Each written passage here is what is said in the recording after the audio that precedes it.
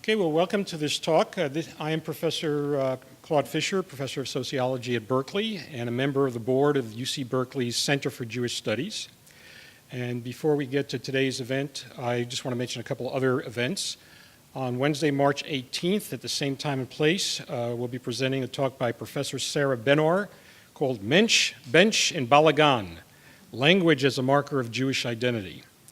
And before that, there'll be on campus Wednesday, February 11th, a talk by Asaf Gavron on his widely noted novel, Hilltop. And you can look at the Center for Jewish Studies website for more information. A few words of context for tonight's talk. The way I've put the issue sometimes is, the question is, how many Jews are there, how do we know, and why do we care? Periodically, Jewish organizations sponsor surveys to count how many Jews there are and to assess the vitality of the Jewish community. And my experience, Bruce's is much richer, is that this inevitably leads to a lot of arguing and disputes about how to count, who counts, what the real numbers are the numbers going up, are the numbers going down? And there are a lot of arguments about the way the research is done, how the questions were asked, who was surveyed, the statistical techniques, and the bottom line is trying to figure out what's that big number. But nothing is more central to these arguments than the question of what do you mean by a Jew if you're going to count Jews? And I'm proud to present our speaker, Bruce Phillips, who's extremely well positioned to discuss this matter. So Bruce is a professor of sociology and Jewish communal service at the Hebrew Union College, Jewish Institute of Religion in Los Angeles. He's also senior research fellow at the USC Center for Religion and Civic Culture, where he is conducting research on religion in California. Bruce and I met only recently at a conference, but I have known of him by his many important pieces of research on American Jewry, on different strains of Jewish immigrants to America, on intermarriage, Jewish identity, and related subjects.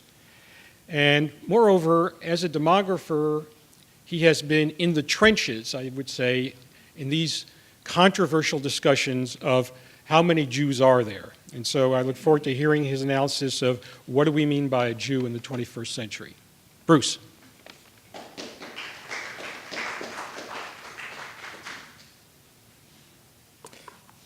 I just want to say it was very much a thrill for me last summer to meet Claude Fisher in person, because I have read many times, multiple times, his books on social networks and friendship networks. And as a matter of fact, when I did the San Francisco Jewish population survey, geez, already 10 years ago, that was one of the emphases, was to make sure we got some of those things in.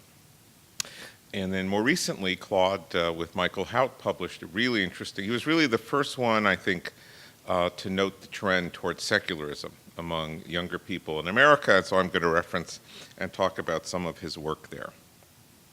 What I'm going to talk about this evening is which you probably read about, since there are lots of articles, the Pew Research Center released its Profile of Jewish Americans.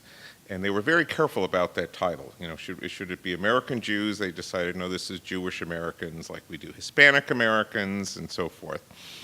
And of course, the usual debates erupted. You know, is this good news? Is this bad news? Do we have a bright future? Are we going to hell in a pushcart? But one of the things they did, I think, very well was they took a good look at they studied the work that had come before and had different people advising. They looked at a question that had plagued previous studies, which is, as Claude said, who is a Jew? And how do we define who's a Jew and how does it matter? So I'm going to look at that. I'm going to focus on the Pew study, which I've been working with as part of a book I'm doing on intermarriage. But as I was telling Claude earlier, I spent like about 14 hours reprogramming some of these definitions and looking really closely, because very often there's qualitative questions that get asked, like, what do you mean? Why do you say that? And it all gets collapsed in the survey to a single category, and that's what everybody works with. But I decided to actually go really digging around and came up with some very interesting surprises. So first, I want to give you a little bit of background. perspective to think about who's a Jew in the context of American society, because there are really two groups of people deciding who's a Jew. There's individual Jews themselves, and there's other people. Sometimes those other people will identify somebody as Jewish for their own purposes, or in a more benign setting such as the United States, they might influence you to either who you tell you're Jewish, or to think of yourself as Jewish, or prefer not to think of yourself as Jewish. So one of my favorite things has been the Bogartis social distance scale, which started in the 1920s. And he asked people, how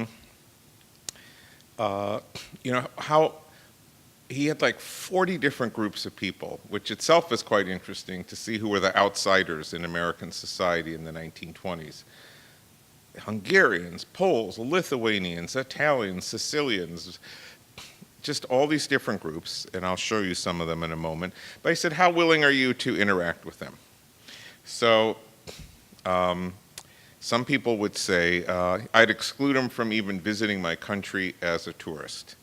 Or I'd let them in as visitors, but wouldn't let them settle here. Well, they could be citizens, but I don't want to have anything to do with them. So in other words, the higher the score, the greater the social distance. So there was an article that came out looking at the social distance of various groups. And this was from 1946, and you can see Jews in there, and they are either the least popular white ethnic group or the most popular minority of color. And in this article, it actually had data over a whole period of time, and just like dozens and dozens of groups. So I picked out just a few. And as you can see, there's Jews right there in the middle, that purple line. And in the 1960s, the social distance starts to decrease. And this is precisely the time, guess what, when intermarriage starts to increase. In the 1970 National Jewish Population Survey, we see all of a sudden an increase in intermarriage starting in 1965.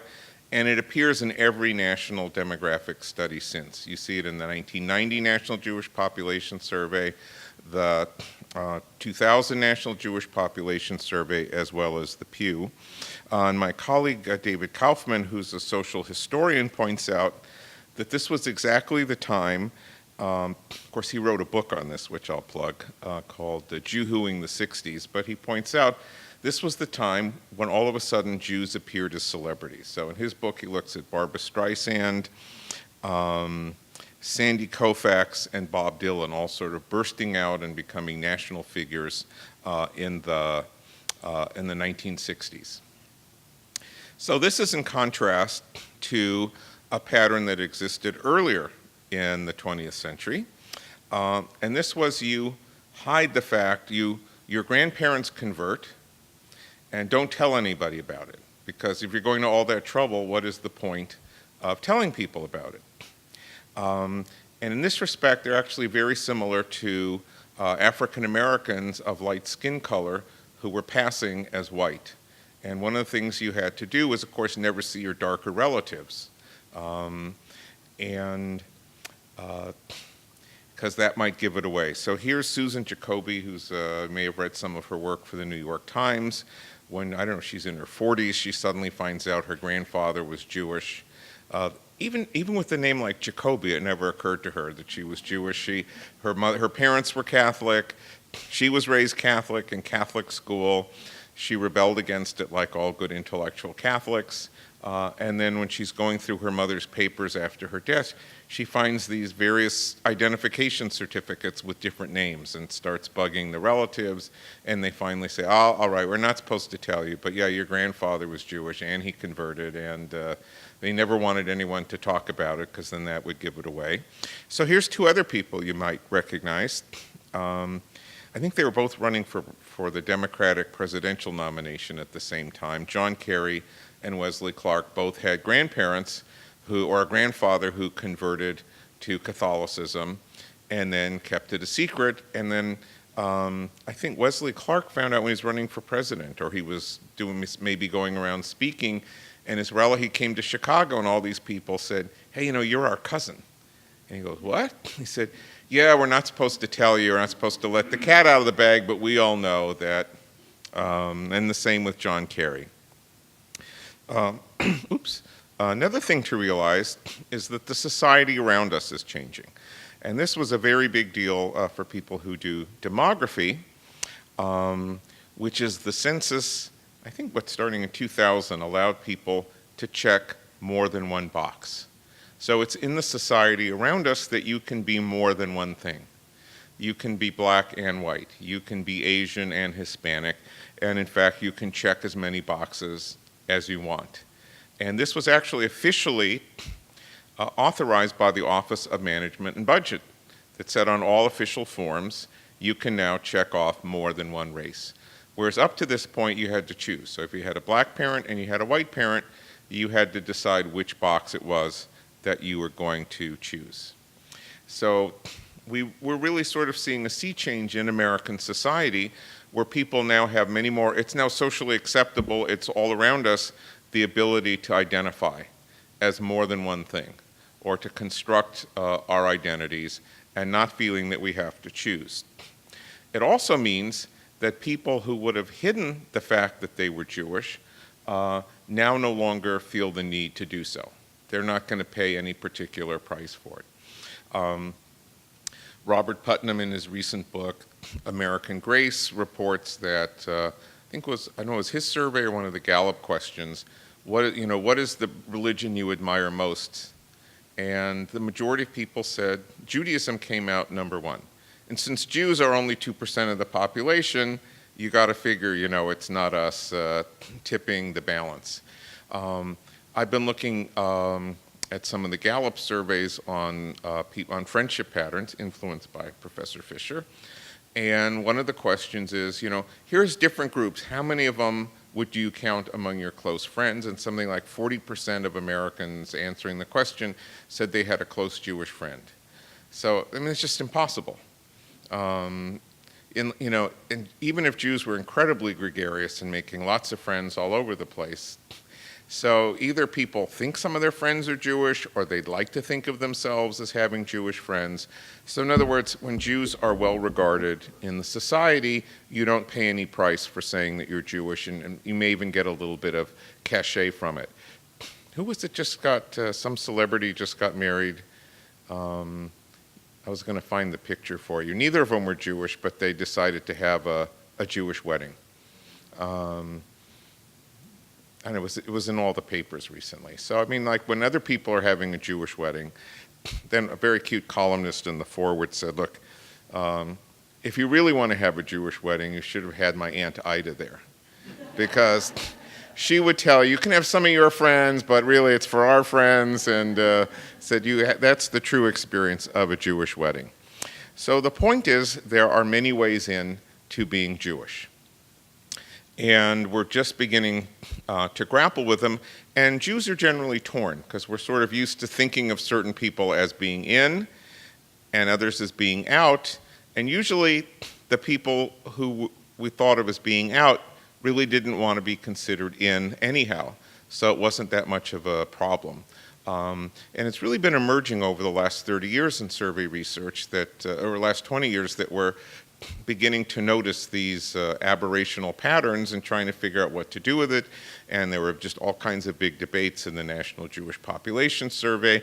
So you want to interview people, but then, the 2000 survey was overly concerned. They did interview some of the people, but then they said, but they're not really Jewish, so we're not going to give them all the questions. So we have these huge gaps in data because we want to be inclusive, so we'll include them. But on the other hand, because it was mostly people from back east who were of the more Orthodox persuasion, but they're not really Jewish, so we don't need to spend money actually talking to them. And if you're interested, I can tell you some of the problems that arose. So here's the Pew studies. Here's all the ways Pew looked at the various experiences of a number of these national studies, including one by Gary Tobin, Zichrono Livracha, from the Bay Area here, who did a sort of an experimental study where he said, let's ease our way in and just ask some general questions, and maybe people will be more likely to say they're Jewish. So the Pew Survey did that. They have a number of questions, like, general survey questions on the environment and on Israel. So obviously you can be Jewish if you say your religion is Judaism. But then if your religion isn't Judaism, you can be Jewish if you consider yourself Jewish, or even if you include yourself partially Jewish, or a term that many people find offensive but is commonly used, I'm half Jewish, or I'm a quarter Jewish. Then you could qualify as Jewish if you have Jewish parents. And Pew would let you in if you were raised Jewish. And they asked about that a couple of different ways. How is it that you were raised Jewish? So on the idea of e pluribus unum, I say in Pew it's from many questions come 4 categories. And here now we enter into this very interesting territory, because the first question, actually, I've done a number of different local studies, and in every community, Denver, Chicago, the Bay Area, somebody says, look, I know we're going to all this trouble, we have all these really interesting questions, but the one thing most people want to know is just how many Jews are there? So this has now become kind of a contested question. So here's the people who were counted as Jews by Pew in their number of 5.3 million adults. So if you're a Jew by religion, and the wonderful stuff, I mean, people there's these long lists of all the different religions people actually do list, not including people who are of Jewish ancestry who are no longer Jewish by religion. And then there's this group that we generally accept, it was part of the NJPS, people who describe themselves Jews of no religion. So people describe themselves as atheist, agnostic, nothing in particular, religious nuns, and so forth. And we'll come back to them. But here is, and to their credit, the people who did the Pew study included these other 2 categories. So they have a category of Jewish background. Mostly, these are Christians, but they have a Jewish parent.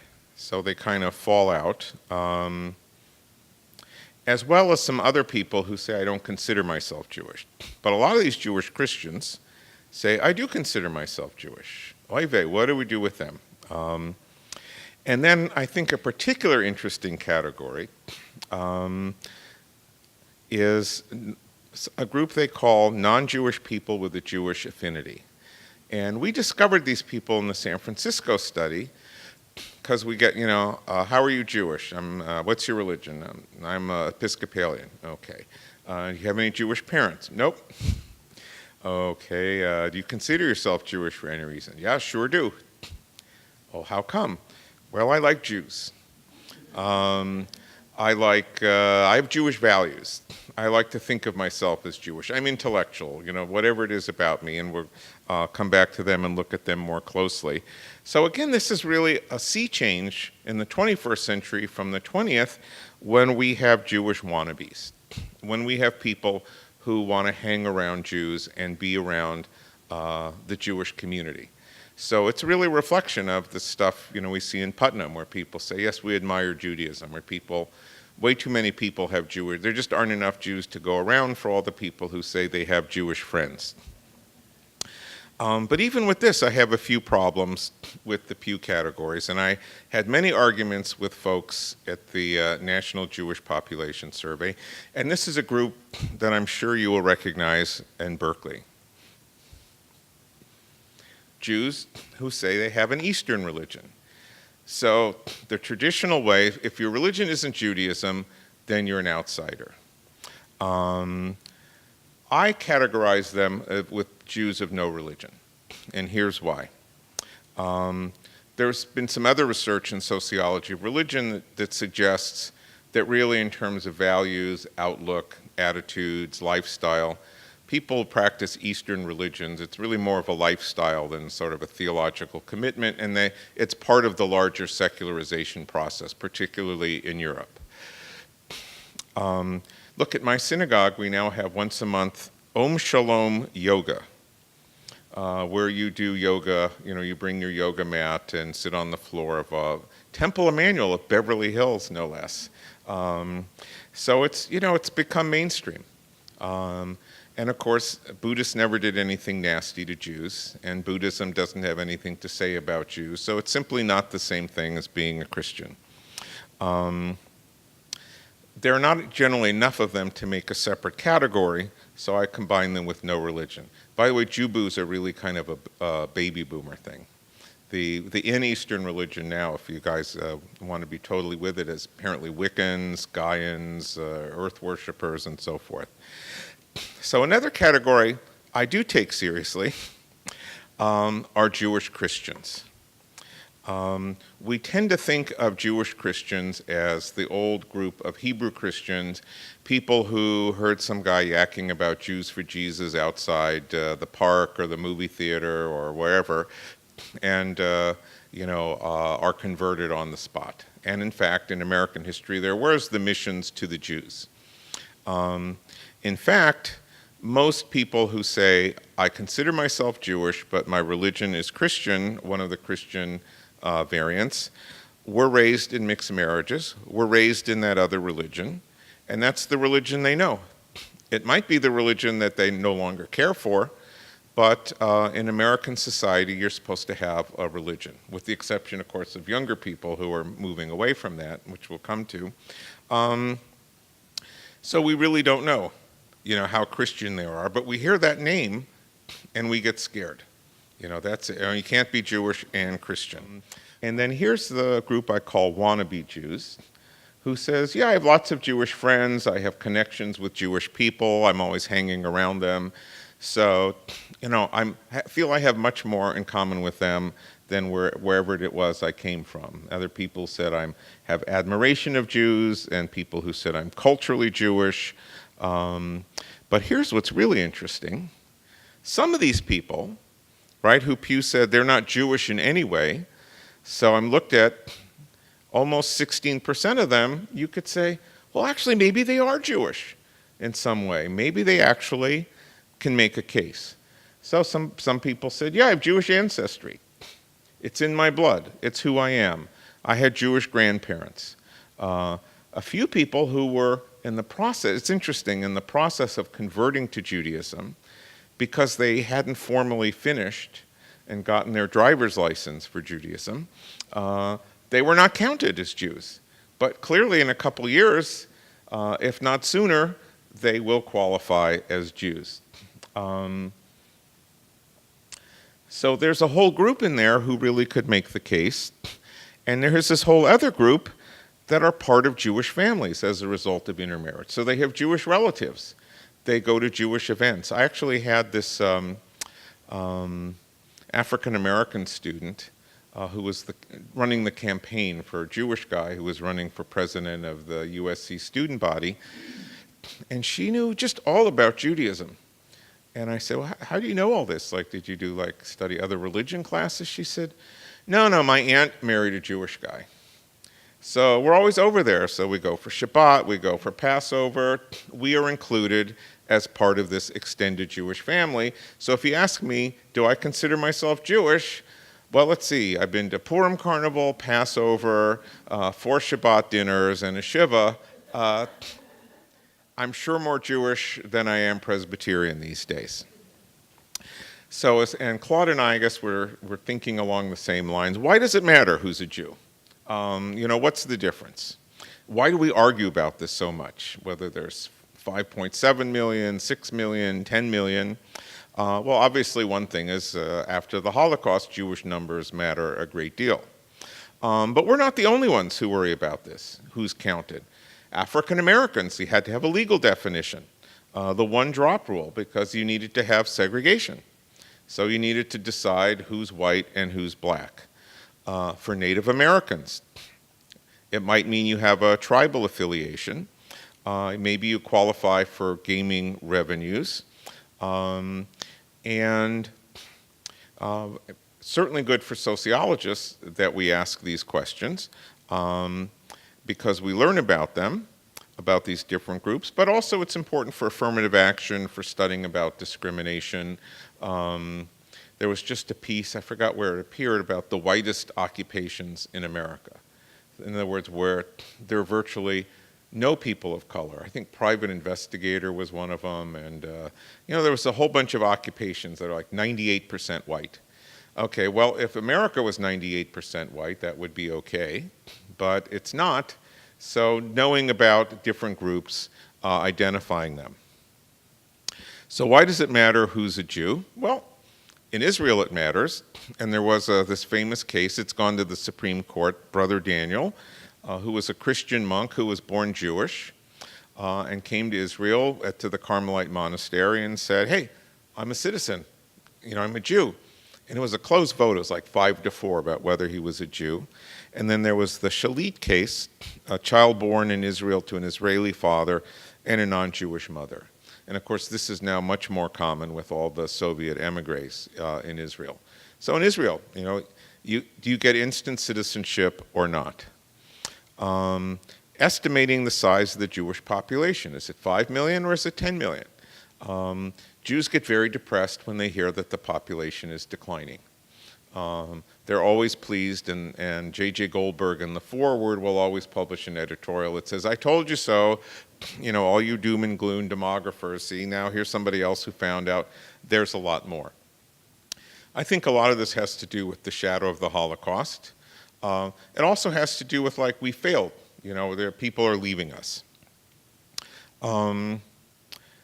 Who's a Jew matters a lot for measuring intermarriage. So in the 1990 National Jewish Population Survey came out with an estimate of 52% intermarriage. Stephen M. Cohen said, they were counting people who weren't really Jewish in this. Now, he did want to count them as Jews to keep the population up, but he said somebody who's a Jewish Christian, they're not a Jew, they're a Christian. So of course they're going to marry a Christian, so we can't count them as an intermarriage, so that brought the intermarriage rate down from 52% to 38%. And he said in print, the reason I think this is important is we'll get demoralized if we think the intermarriage rate is so high. In other words, we're always worried that these numbers are going to demoralize us. And in fact, I did my own analysis, and this is using the Pew data. It turns out that if you control for mixed parentage, in other words, if you include, instead of saying, these people aren't really Jews, I just say, well, some people have two Jewish, we know about mixed ancestry in American demography, so let's apply it to Jews. And it turns out that Steve Cohen was worried about the people on the top line there, and I'm all for including them. I won't necessarily count on them maybe to join my synagogue, but I think they're interesting, and I think we should know about them. And they're clearly an emerging group in American society. And finally, planning for Jewish institutions. It matters who's a Jew, and also it matters what kinds of Jews. And if we're planning for one kind of Jew, this is kind of close to my heart because I'm on the faculty of Hebrew Union College, so we definitely have a stake in knowing who's Jewish, and more important, who's Jewish by religion. So what will be the different types of Jews in the 21st century? And I'm sure they got this from you, Claude. This is from the Pew study. You can see that the millennials are 32% no religion. So some of this is, disaffection with religion. A lot of it is people who were raised in mixed marriages, were not raised in Judaism, really don't know much about Judaism. I should say Dawn Kepler in the back and I are doing a study of adults who were raised in mixed marriages. And one of the interesting things we're finding is that they say, I have a trouble telling people, other Jews, I'm Jewish. I have no trouble telling non-Jews that I'm Jewish, but if you tell other Jews you're Jewish, they assume that I know things that I don't know, because I wasn't raised in Judaism. So there's, I feel really ignorant, and then they're disappointed, and then, I'm just put in these socially awkward situations. So this is how in Pew, all Jewish children, again, these are in the households defined by Pew. So just over half are being raised in Judaism. A whole chunk at the bottom, the next big group, is not raised Jewish in any way. Some people raised fully or partially Jewish, some people raised in dual religions, some people raised in no religion, but their parents are saying, yes, I'm still raising them Jewish, which means whatever, at the very least telling them. So here's the interesting thing. This is an additive model. So the light column there is raised Jewish in any way in Pew. Raised Jewish at least partially in Judaism. So some people say, yeah, I'm exposing them to both religions and letting them choose. And then children raised only in Judaism. So as you can see, people with in marriages with two-born Jews and conversionary marriages raise kids in Judaism. Other categories don't. So basically the number of Jews by religion is going to decrease over the course of the 21st century. I've tried to mention this at my school. No one really wants to hear it, but I think it's going to have a huge impact on synagogues, on Jewish life, and so forth. Does it mean that Jews are assimilating? Well, this is what I learned from 30 years of being on the faculty of a rabbinical seminary. Are you familiar with the term nechemta? It's from medieval preaching. And the idea is, no matter how depressing the topic is, you always end up with something comforting. So you end on a high note. And in fact, there really is a lot of interesting stuff when you look at these groups by attitudes. So one of the questions was, please tell me how important each of the following is to being Jewish, for what being Jewish means to you personally. So I picked some of these, and look at this. This is how all of our different groups, apparently there just weren't enough people, and people of Jewish background who don't consider themselves Jewish, I guess maybe they weren't asked some of these questions, or they couldn't figure out how to answer them, so there's just missing data. Remembering the Holocaust is essential to 77% of Jews by religion, 60% of Jews of no religion, 57% of Christian Jews, and 65% of people who aren't Jewish at all but like to hang out with Jews. Being part of a Jewish community, 33% of Jews by religion, only 10% of Jews of no religion, and don't forget they're concentrated in the younger categories, probably because they didn't grow up in Jewish communities.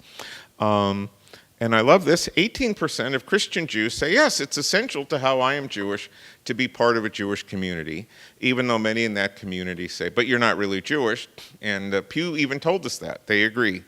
And then 19%, of course that does make sense because they like Jews, so they want to be part of a Jewish community. Here's some other attitudinal items. I'm proud to be Jewish, 97% of Jews by religion, 84% of Jews of no religion. Okay, so they might not be joining synagogues, but they say they're proud to be Jewish. 88% of Christian Jews. Of course, that does make sense. That's why we're in the survey. They really do think of themselves as Jews. It's not a fluke. It's not a statistical artifact. And they're proud to be Jews. And even 77% of the affinity group, who apparently really aren't Jewish, although some of them are, I think, also say they're proud to be Jewish. Similar patterns when we look at, I have a strong sense of belonging to the Jewish people, emotional attachment to Israel is still pretty high among some of those groups. Do you believe in God? Here it's quite interesting. Well, 80% of Jews by religion, 52% of Jews of no religion still say they believe in God, and we do see this in national surveys. I have my own religion, or I'm spiritual but not religious, or I have crystals, or I do whatever it is I do. And of course, 97% of the Christian Jews and 97% of the affinity people are religious. So we can understand a little bit. Here's one big difference, and Claude, I ran this for you. Looking at Jewish friendship patterns. And again, this is one of the glues that holds the Jewish community together. So Jews by religion are the most likely the highest percentage have all or mostly Jewish friends, and they have the lowest percentage of them says they have hardly any or no friends. Jews of no religion have many fewer friends. And I think it's not because they're not religious, it's because they were not raised in Jewish communities. I'm just publishing a chapter in a book on the geography of intermarriage, and they were raised far from Jewish communities. So there were really no other Jews around them. They're more likely to intermarry, so their spouse, they're missing those Jewish friends, but it means they're more weakly connected with this very important glue.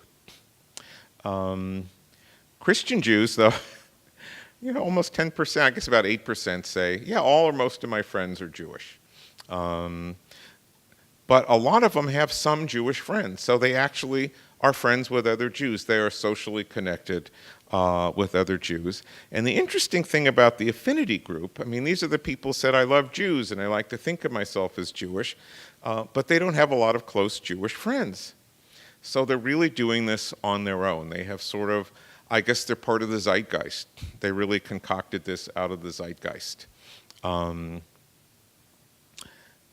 So here's two other things that are interesting. It asked about two kinds of anti-Semitic experiences, being socially snubbed or being called an offensive term. So it's pretty high for all the groups. So even the affinity group people say that 11% of them say that they were in a social setting where they were snubbed because they're Jewish or of Jewish background. I'm not quite sure how that figures, except maybe they were telling people they were Jewish, or maybe somebody made a remark about liberalism and they took it personally. One of the things we found in the San Francisco study was that people considered anti-Israel stuff, or really extreme anti-Israel stuff, to be anti-Semitic. So it's a really different world we're living in, but because I think in large part because of the status of Jews in American society, probably the less whitening of American society where diversity is valued, there are all kinds of external forces that really encourage people to identify as Jewish. So I guess if I'm just to boil this down to one word, to use kind of one sentence, to use a kind of a Talmudic formulation, if someone tells you they're Jewish, we should probably believe them. Thank you.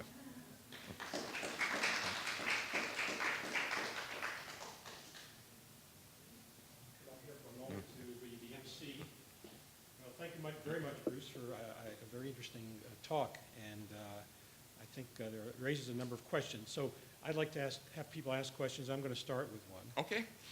So if one of the takeaway messages is that what we used to think about as a sort of on or off, you're either a Jew or not a Jew. In the 21st century, we have to live with the idea that people can be yes and no at the same time, and a bit of this and a bit of that. One thinks a bit about Protestant denominations where sort of people could float around, you can go to Methodist services one Sunday, Presbyterian services the next. If Judaism and Jews are going to be in that kind of flexible, mixed category, what's the message for the institutions? That you could say many of them are still operating on the idea that you're either in or you're out. But of course we have many congregations that are struggling with the issue of mixed marriages. Does the non-Jewish parent of a bar mitzvah boy get to go up to the bima and stuff like that? So what's your thoughts about what the implications are? Okay, well, I'll tell you about one of my former rabbinical students who actually didn't know from class, but we have a community garden at Hebrew Union College, and she helped me dig it up and cart in 5 truckloads of dirt. So she's a really non-conventional rabbinical student, and she got this great job with the Baltimore Federation doing youth outreach. So one takeaway is we shouldn't be doing it. So she has a friend, she's a true millennial. She has a friend who has a brewery in Baltimore, a Jewish hipster that I think she knows from some Jewish gardening project back there. So once a month, they just have a social scene for anyone who identifies as Jewish in some way. And she wanted me to come to the Hanukkah one because the Association for Jewish Studies was in Baltimore, and I said, Jesse, my wife is just not going to go for this, that I'm spending an extra day in Baltimore so I can go drinking with a bunch of other hip young Jews such as myself. But she said, the problem is it's not big enough to hold the hundreds of people who want to come. They have a Jewish music festival in a park that gets hundreds and hundreds of people. So I think there are things out there. They're generally not in synagogues, and that may actually be the kiss of death for some of these things, to have it in a more conventional setting. But in many ways, it's interesting because Baltimore is a very Orthodox city, but they had some very progressive people on the Federation board who said, well, let's have some seed money, and this thing has been so successful, they're going to create a position. One of the things we found in the study up here is that people sometimes organize their own things. Or in Los Angeles, there's a group called the East Side Jews, and it was organized by the woman who was the showrunner for 6 Feet Under, and now she does this show about the transgender guy who teaches at UCLA. Is it Transparent? Is that what it's called? So people, and what they do, and the interesting thing about it is they're kind of leading into religion. Because even though they say we don't want to be part of a synagogue, we don't want to be conventional, so much of Jewish content comes from Judaism.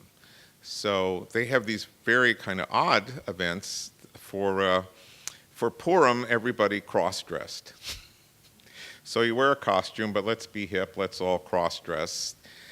For Tashlich, while everyone from synagogues is all headed to Malibu or Pacific Palisades to go to the beach, they go hang out at the LA River, which is in the process of being revitalized, and they do Tashlich there. So it's like, yeah, all you conventional people, you can go to the beach.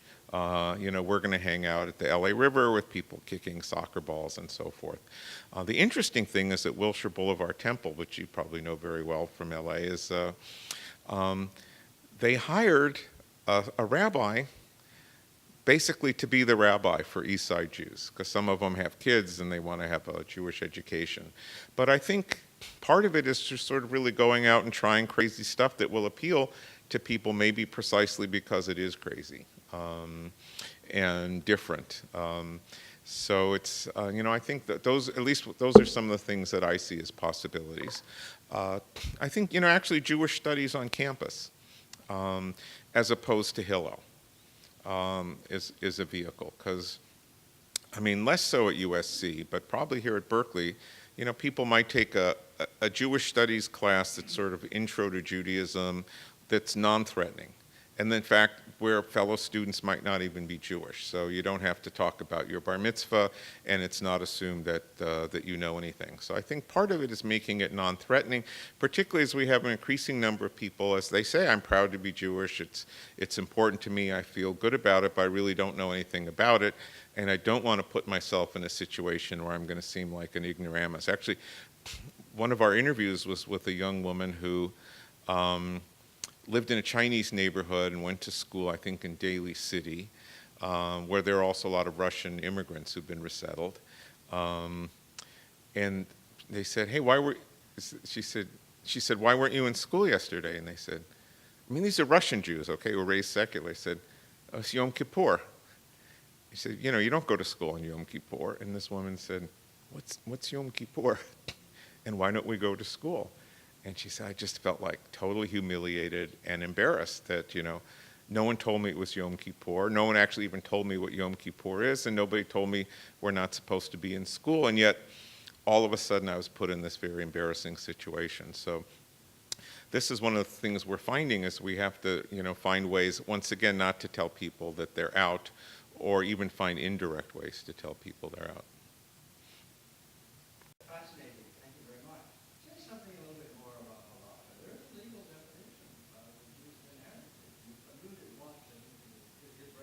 Mm-hmm.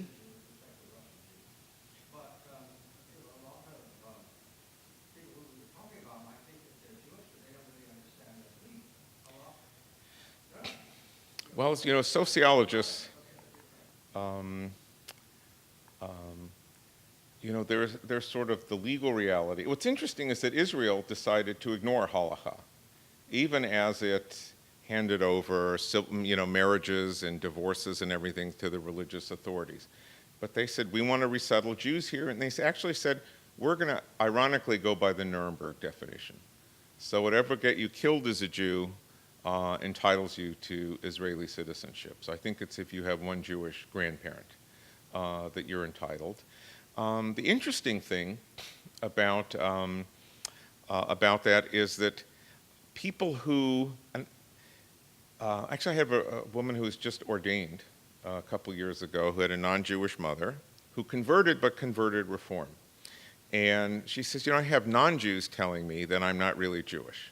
Actually, I know a couple of my former rabbinical students, and they say, but your mother wasn't Jewish, sure you're not really a Jew.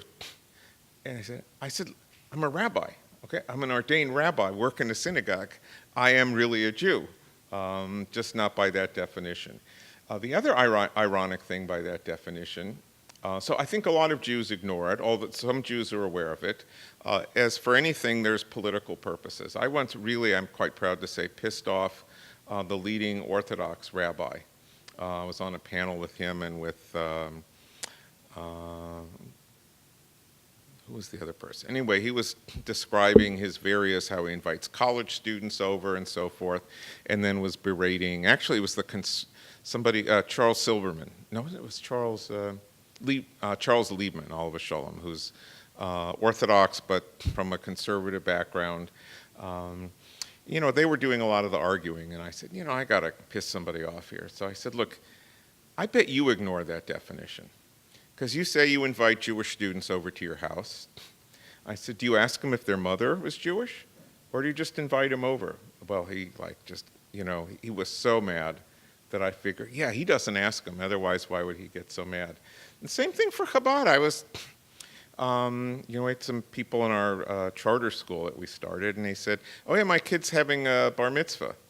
I said, but your wife's not Jewish, you're doing a Chabad? And he said, yeah. I said, does the Chabad rabbi know your wife isn't Jewish? He says, oh yeah, we're very active.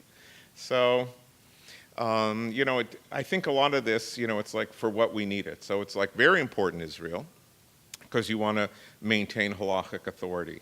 But I think really a lot of the more liberal branches or people who do Orthodox outreach, I even said to him, look, if somebody comes to you and says, my mother wasn't Jewish, I went to Camp Ramah, I had a bar mitzvah, I went to Hebrew high school, and I'm interested in participating, in an Orthodox life now. I said, you don't treat him the same way as somebody who comes and says, hey, I was raised Lutheran in Texas, and I want to be part of Orthodox life. So there's, one of the things in sociology is that what people believe is real in the sense that that's what they act on. So I think even Steve Cohen asked, how important is it to have a Jewish mother? And most American Jews say, it's not that important. Although non-Jews have heard this. This is the one thing that they know. So they, make the lives miserable of people who had a non-Jewish mother by saying, hey, even I know you're not really Jewish.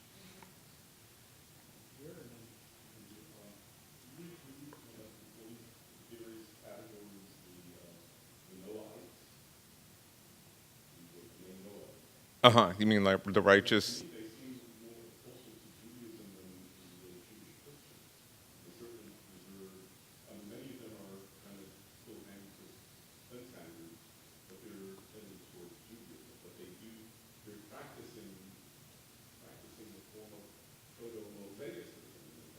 Well, those might be the people who say, it's hard to know. I think it depends how many there are, because you need a certain number of people to make, a category meaningful.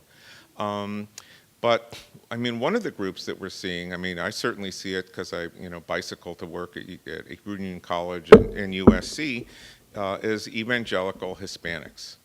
And, as I go down Adams Boulevard, I see all these little storefront iglesias, Casa de Shalom, Elim Ministries, and so forth. And this guy who was my kid's Magnet school, elementary school, he said, yeah, you're Jonah's father, yes? I said, yeah, yes, I am, Miguel. I said, you're Jewish, yes? I said, I am. He said, where do we get the Jewish trumpet?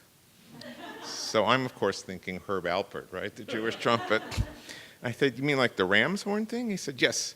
I said, well, actually, I'm going to Israel. I will pick some up. So I got him like 4 or 5. It was the Intifada. They were $5 a piece.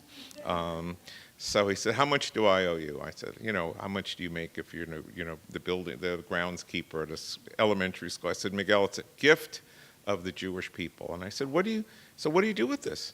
He said, well, we open. I said, you figure out how to play them? Oh, yes. And I said, well, you're a step ahead of me. And I said, what do you do with them? He said, that's how we open our service. It makes it authentic. So it's in a sense, they might say, yes, I have a Jewish practice. The Israeli Ministry of Tourism has sure found out about these people because they now have a Spanish-speaking person organizing various trips to Israel. Where they want to walk in the steps of Jesus, but they also just want to be in Israel. So yes, so we do have all of these different groups. There's actually, my friend revived this old synagogue in Highland Park from the 1930s. And he says one of the groups of people they have are Hispanics from the neighborhood. Some of them are just interested in Judaism.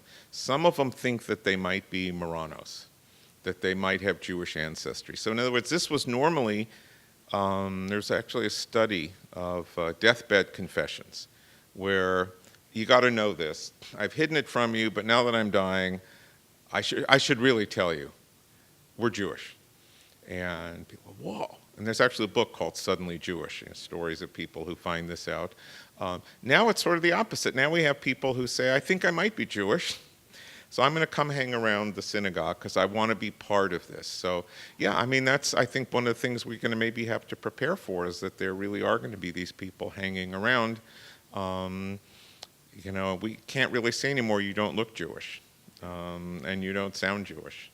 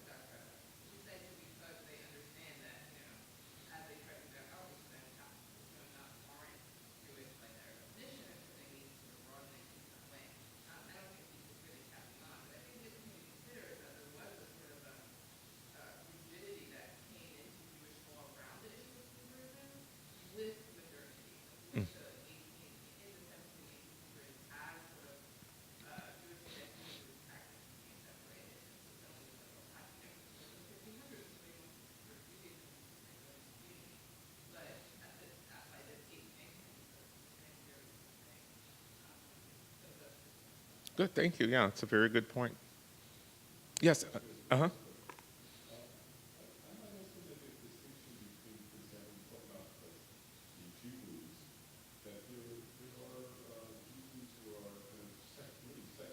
Mm-hmm.